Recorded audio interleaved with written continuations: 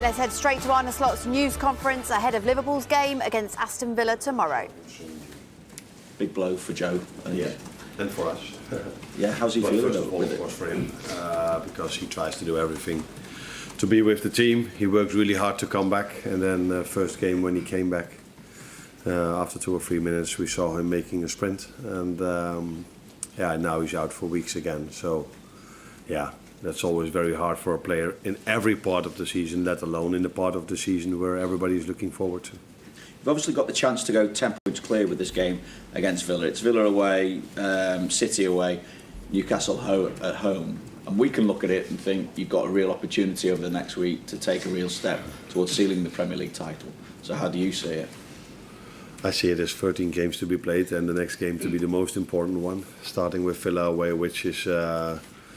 like Wolves at home, again, a difficult game for us, but for everyone. They have a great home record, maybe even more if they play in the evening.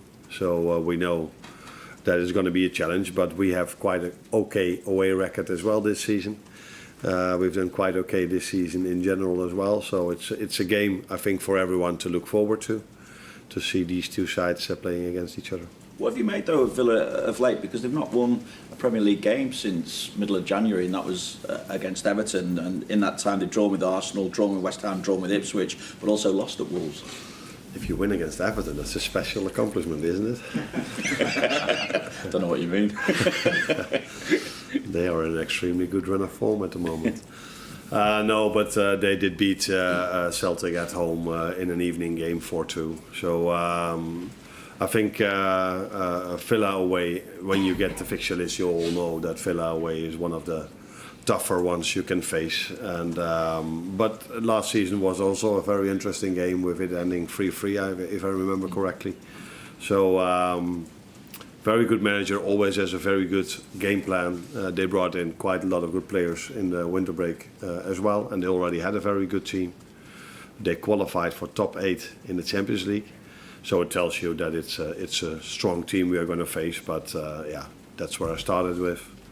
Wolves at home was also tough for us, so there is every game in this period of time for every team in the league is difficult. Thank you, good luck. Morning.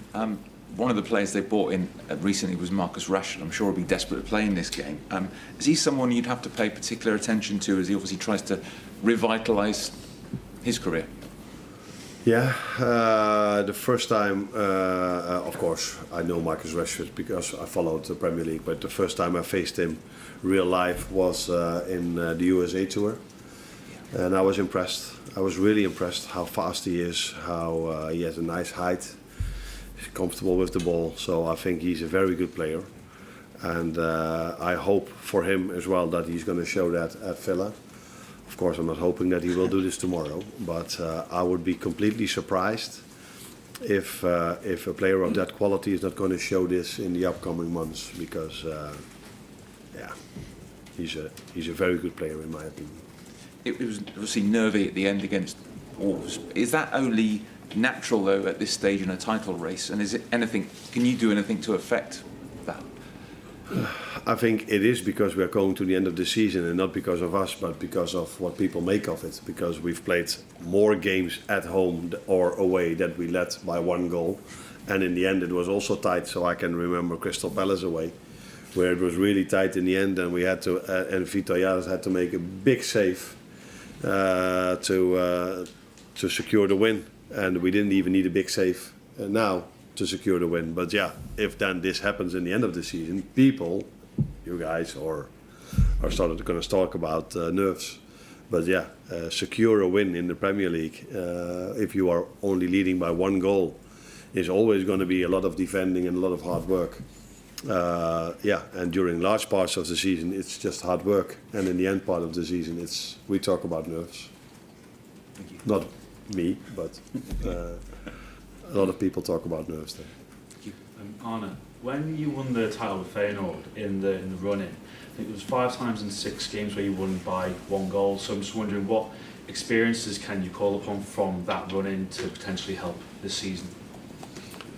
I think it always helps if you've experienced it already, and that's not only for me, that's also for the players. But it's difficult to take things from that period of time towards this period of time, different players, different opponents, different leagues. So, but it tells you, again, what I've said so many times, that in the end phase of the season, it is a lot of games are really tight. It's not only ours.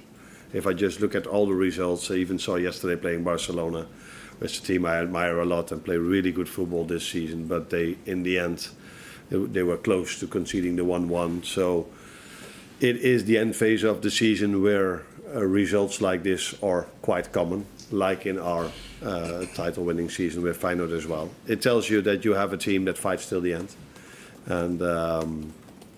and these games you need to win if you want to achieve something. I know we're focusing on the one-goal margins, but what player that came on Sunday and did really well in achieving that was Wataru Endo, and that was only his 4th game of the season in the Premier League, where he's played more than 10 minutes, excluding stoppage time as well. Just wondering, how crucial do you see someone like him being in terms of seeing out games towards the end of the season when, as you say, it could be so tight? I think Wata has been really useful for us this season. It's not always a matter of how many minutes you play. You can be very important in 2 minutes, and you can be less important in 90 minutes. But what makes Wata special, in my opinion, is every time we have to rely on him, if it's 5, 10 or 20 or 25 minutes, he shows up. And that sounds much more simple than it is, because if a player hardly hasn't have a lot of playing time, then to be mentally so strong that if the team needs you, you can bring your best performance. And that's not always easy, because mostly you see players that don't play a lot find it difficult to get their rhythm or their quality in the less playing time they get. The only thing is, defending is always more easy than creating. So if you play a player that hasn't played for a long time and it has to create something, and he has to create something, is always more difficult than defending. But he's been important for us, and he will be important for us in the upcoming weeks as well. We've heard already the talk about nerves and pressure and the running starting. I'm just wondering, with the experience of the players you have in the dressing room who have been there and done it already, how much do you lean on them to deal with it themselves, or pass on that experience to people, and how to handle it? Now, we lean a lot on the players, because we train with them, we try to prepare them. I give them a pre-match meeting to try to prepare them in the best possible way. But from that moment onwards, you lean on the players. How much work rate do they want to put in? How well do they execute the game plan? Do they adapt to what the other team does?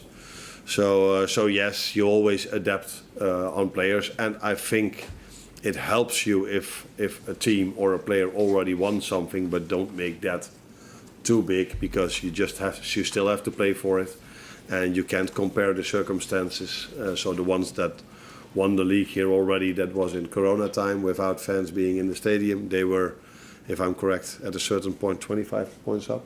Yeah. So you can hardly talk about pressure then. Although I'm a type of manager, if there are 10 games to be played and I'm 25 points up, I still feel like, oh, we have to win too. But no, there's hardly any pressure then. But we do lean on the players because they have to show up and they have to bring the performances in. But not in a manner that they are today, tomorrow, or whatever date they do present a meeting on how to deal with the pressure. No, that's not how it works. The players you've got in Right, there. just to recap, a couple of injury lines coming out of Liverpool there. Joe Gomez out for a few weeks with a hamstring injury. Cody Gakpo will miss tomorrow's game against Villa with a knock. He also missed Sunday's win over Wolves.